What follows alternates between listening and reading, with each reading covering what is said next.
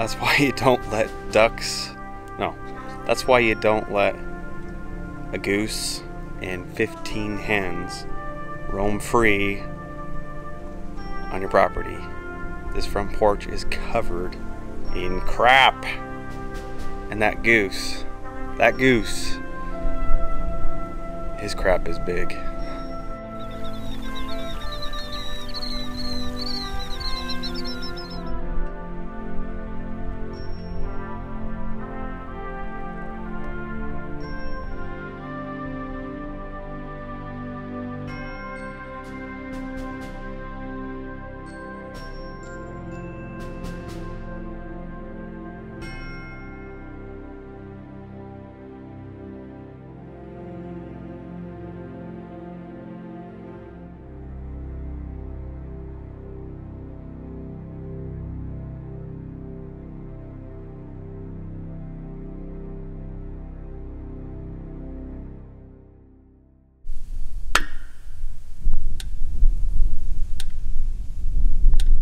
Welcome to Willow Creek Homestead. What I've done today is I've repurposed the electric fence that we had for the pigs while we had pigs and they were on pasture.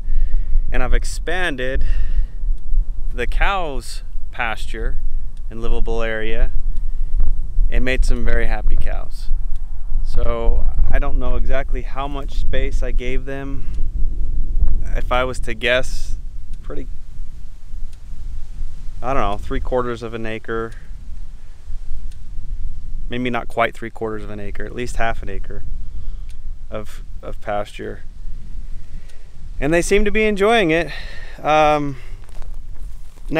typically when you introduce an animal to electric fencing, you want to do it in a sort of controlled way, in a controlled manner, and this time I didn't take the time to do that. And what I mean by that, I had the cows penned up with hog panels in an area, and did this with the pigs. I would normally run that electric wire inside that perimeter, so that when they get near it and they're testing it and checking it out, instead of in the event that they would freak and run through it or try to run through it, instead of backing away from it, there's that hog panel there so they can't do that.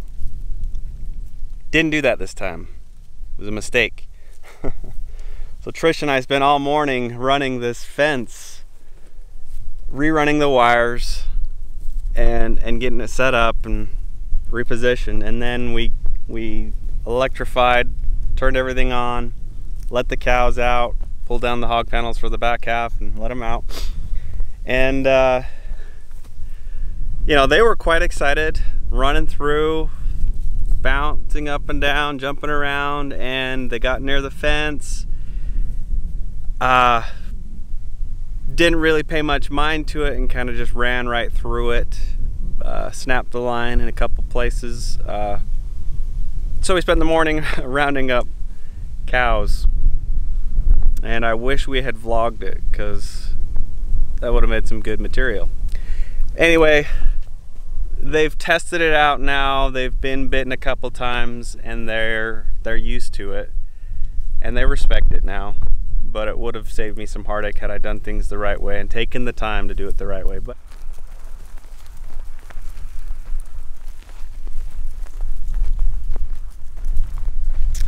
I wanted to take you down and give you a quick update on the shack.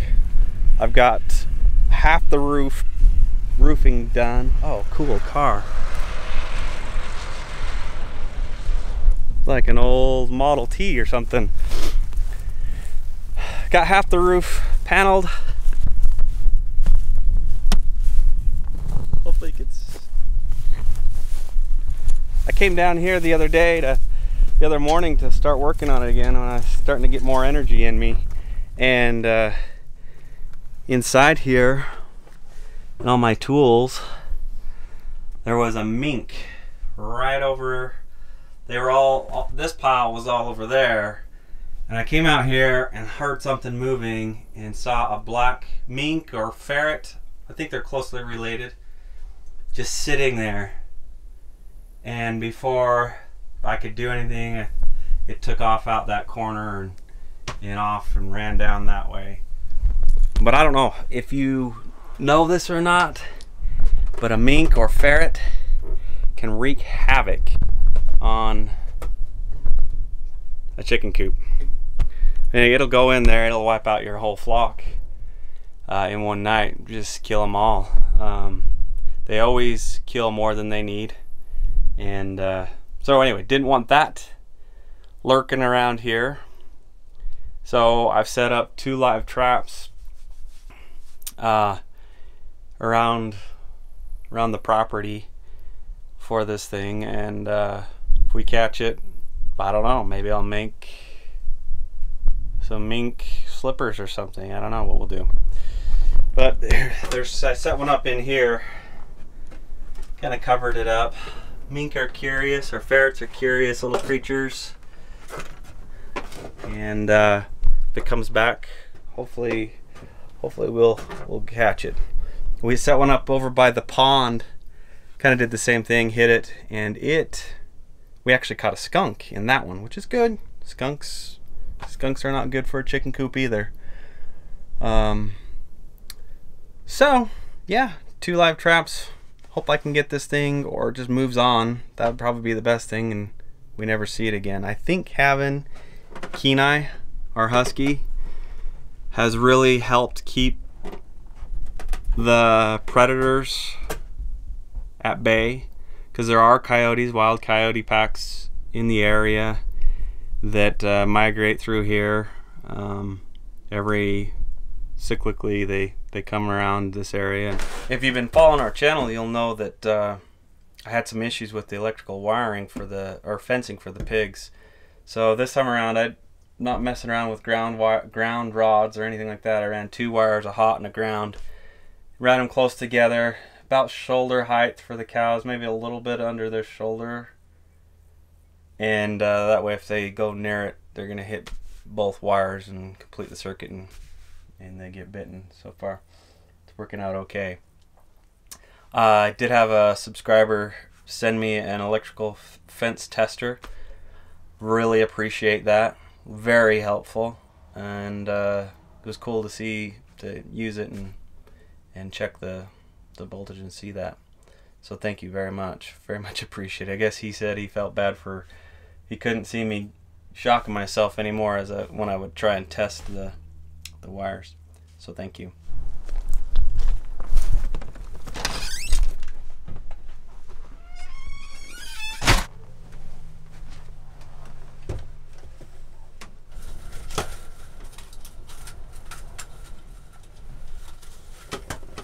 All right, super windy outside, so I thought I'd bring you inside the camper.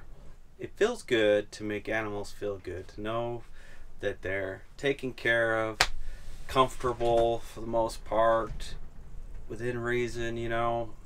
And so it was really good to get out there and do that for those cows, and I'm excited that they'll be able to graze on the grasses and the alfalfa that's out there for them. There's not a lot, and you know, they've been eating,